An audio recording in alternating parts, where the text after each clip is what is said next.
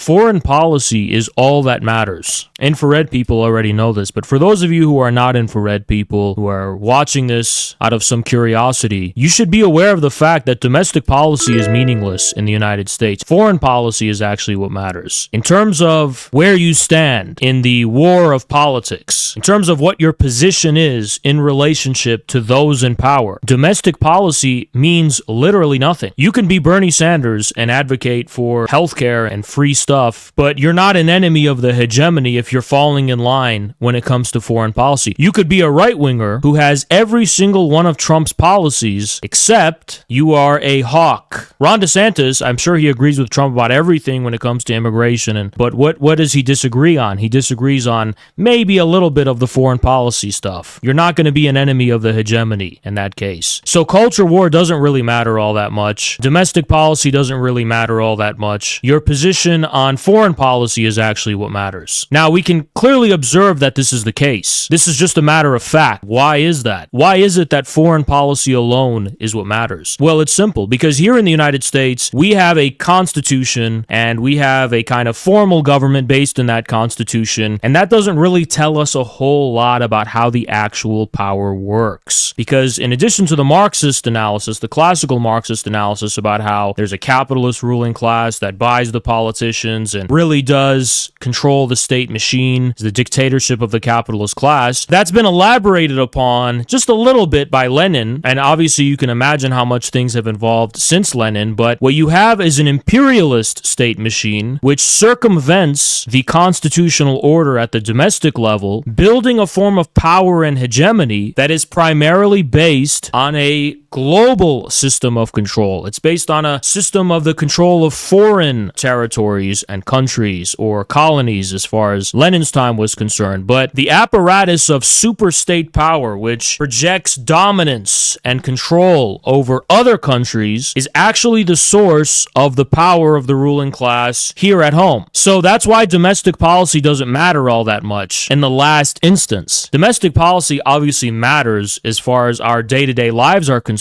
but we are many steps removed from having control over domestic policy, because the system of control that we're dealing with is primarily based in imperialism. It's based in the control of other countries. It's based in systems of power that are directed at the enslavement of the world. Now, once you can target those, once you can target the source of the ruling class's power, which is foreign imperialism, you can then be free to do whatever you want when it comes to domestic policy. But you don't have that liberty insofar as the imperialist state machine continues to exist. So the reason we should care about the regime's agenda in Haiti is because if they send troops and deploy troops in Haiti, guess what? That undercuts the cause of dissidents at home. It strengthens the power of the imperial state machine. It builds and rallies consensus around the support for the hegemony at home. That's why anti-imperialism is so important. It has nothing to do with morality. It has nothing to do with third worldism. It has nothing to do with any abstract sense of justice. It has nothing to do with anti-whiteness. I very concretely explained to you what it has to do with. It has to do with